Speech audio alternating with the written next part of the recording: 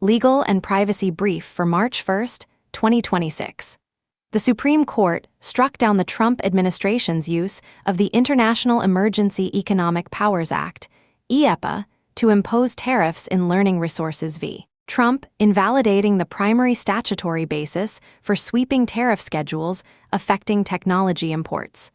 A Minnesota federal judge imposed a civil contempt sanction against a U.S. attorney for noncompliance with a judicial order in an immigration habeas corpus proceeding, one of more than 70 documented cases where district courts have cited executive branch noncompliance under Operation Metro Surge. The administration is pivoting to Section 301 of the Trade Act of 1974 and Section 232 of the Trade Expansion Act of 1962 to reimpose tariffs under narrower statutory authority.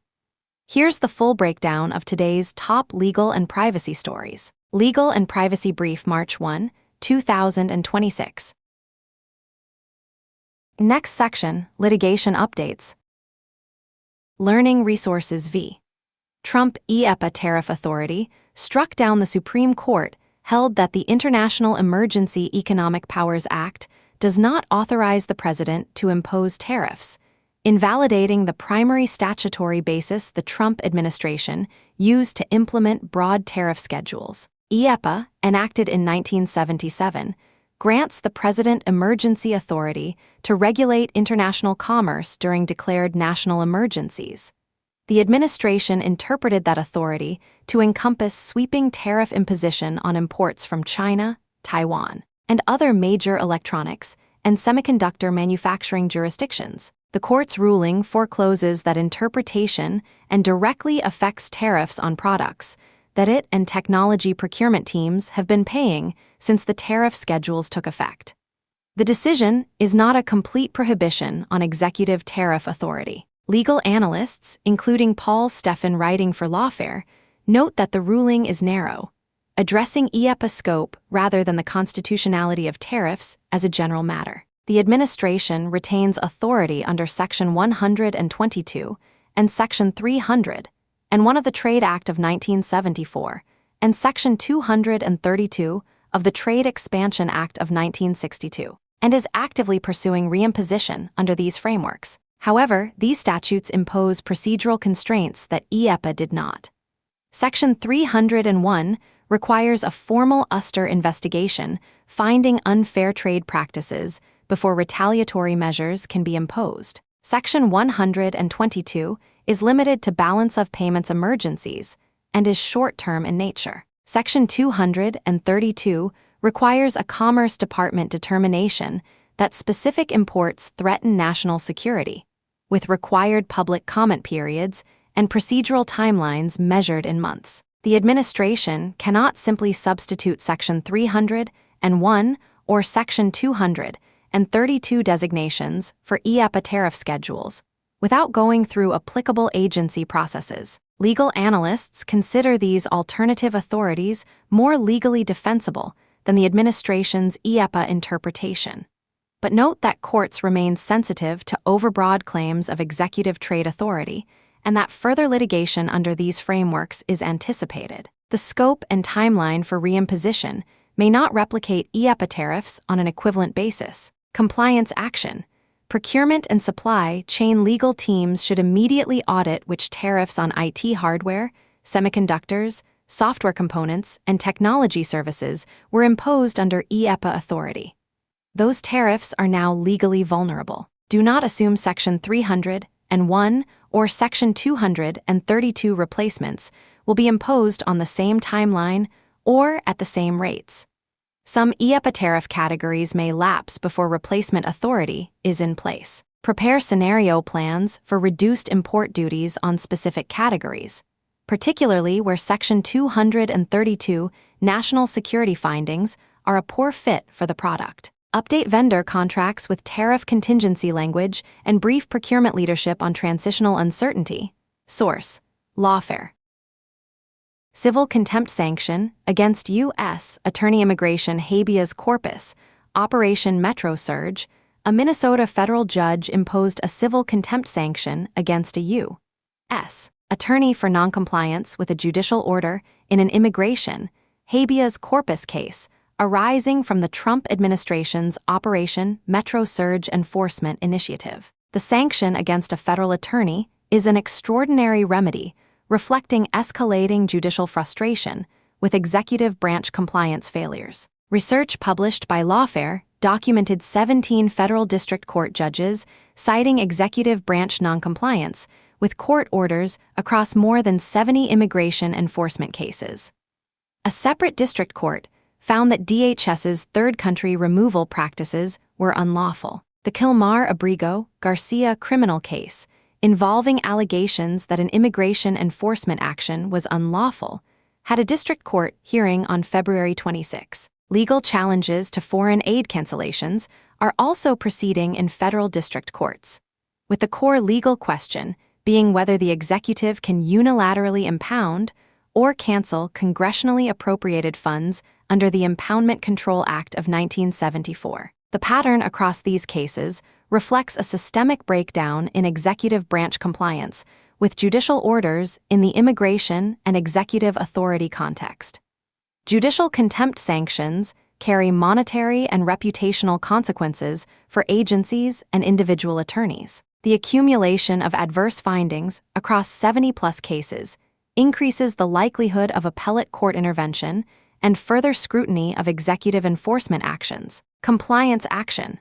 Organizations with employees in visa proceedings, adjustment of status, or deportation proceedings should consult immigration counsel. Judicial findings of unlawful DHS removals may provide procedural grounds for affected employees to contest enforcement actions even after removal orders are issued. Document all pending immigration matters and confirm that counsel has received copies of any judicial relief orders. Brief HR leadership on the enforcement climate, particularly for employees with H-1B, L-1, O-1, or TN status. Source: Lawfare. Legal challenges to Foreign Aid Cancellation Impoundment Control Act. Federal courts are hearing challenges to the Trump administration's cancellation of congressionally appropriated foreign aid. The legal dispute centers on whether the executive can unilaterally impound or cancel funds that Congress has appropriated and directed to be spent, a question governed primarily by the Impoundment Control Act of 1974. No final ruling was reported this week. Proceedings are ongoing in multiple district courts. The outcome carries implications for the scope of executive authority over appropriated funds beyond foreign aid, potentially extending to other program areas. Compliance action.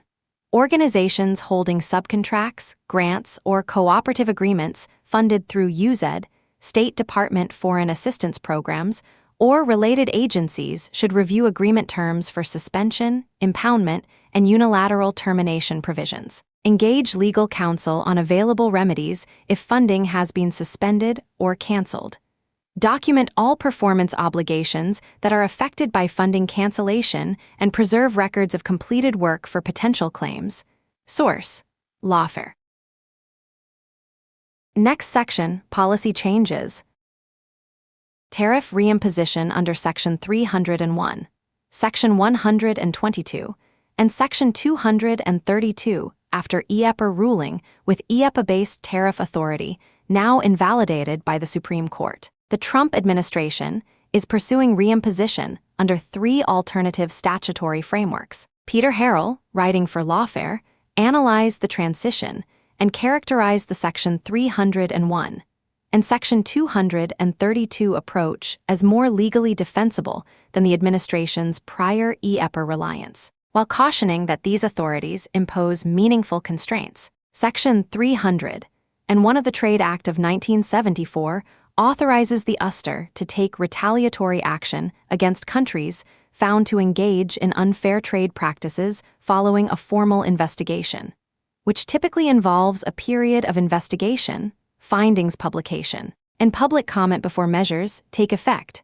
Existing Section 301 tariffs on Chinese imports, some of which predate the current administration and are based on prior USTR investigations, remain in effect independently of IEEPA. Section 300 and one authority for new tariff schedules requires new investigations or expansion of existing ones. Section 122 is limited to temporary measures addressing balance of payments deficits and is less applicable to the broad tariff objectives the administration pursued under IEEPA. Section 232 authorizes import restrictions when the Commerce Department finds that imports threaten national security, a determination requiring a formal commerce report and interagency review. Existing Section 232 tariffs on steel and aluminum remain intact. The transition creates a period of uncertainty for IT procurement and technology supply chains. IEEPA tariffs that are not backed by existing Section 301 or Section 232 authority may lapse pending new administrative action. The timeline for reimposition under these frameworks is measured in months, not days. Compliance action. Trade and compliance teams should obtain updated legal guidance mapping current tariff schedules to their underlying statutory authority, IEEPA, Section 301, or Section 232, to determine which tariffs remain effective post-ruling and which are vulnerable. Subscribe to Federal Register notices from the USTR and Commerce Department for Section 301 and Section 232 proceedings affecting technology goods, semiconductors, and electronics. Brief senior leadership and update financial forecasts to account for tariff uncertainty during the transition period. Source: Lawfare. Patronage pardons and limits of executive clemency. Lawfare published analysis of patronage pardons, defined as pardons issued to reward political supporters or potentially to induce future conduct in support of the president's agenda. The analysis examined the constitutional scope of the pardon power under Article Roman II and considered whether courts retain any authority to review pardons that extend beyond traditional clemency purposes. Legal analysts noted that while the pardon power is exceptionally broad, and courts have historically been reluctant to review individual pardon decisions, patronage pardons, particularly those structured to induce future criminal conduct, occupy contested legal and constitutional territory. No specific pending pardon actions were reported in connection with the analysis. Source: Lawfare. Next section, Compliance Takeaways. Audit IEEPA tariff exposure on IT procurement this week. The Supreme Court's ruling in Learning Resources v. Trump invalidates tariffs imposed under IEEPA emergency authority. Identify all technology hardware, semiconductors, components, and services subject to IEEPA tariff schedules. Work with Trade Counsel to determine which items remain covered by independent Section 301, Trade Act of 1974, actions, or Section 232, Trade Expansion Act of 1962, national security determinations, and which face a coverage gap during the administrative transition to reimposition under alternative authority. Update procurement contracts with tariff contingency language. Vendor agreements containing tariff pass-through pricing provisions may need revision. The transition from IEEPA to Section 300 and 1/232 authority may reduce duty rates on some technology import categories during the reimposition period. Negotiate price adjustment or contingency clauses with suppliers where tariff uncertainty is material to contract pricing. Maintain active Immigration Council engagement for workforce visa matters. The documented pattern of executive branch noncompliance with judicial orders across 70+ immigration cases, combined with the DHS unlawful removal finding, creates elevated risk for employees in immigration proceedings even where judicial relief has been granted. Ensure Immigration Council has current contact information for all affected employees, receives copies of all judicial orders, and is authorized to act promptly in the event of enforcement action.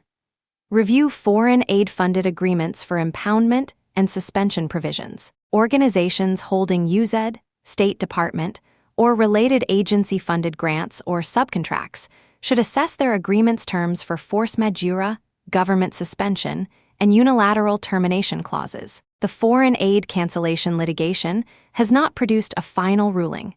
Funding status remains uncertain for affected programs.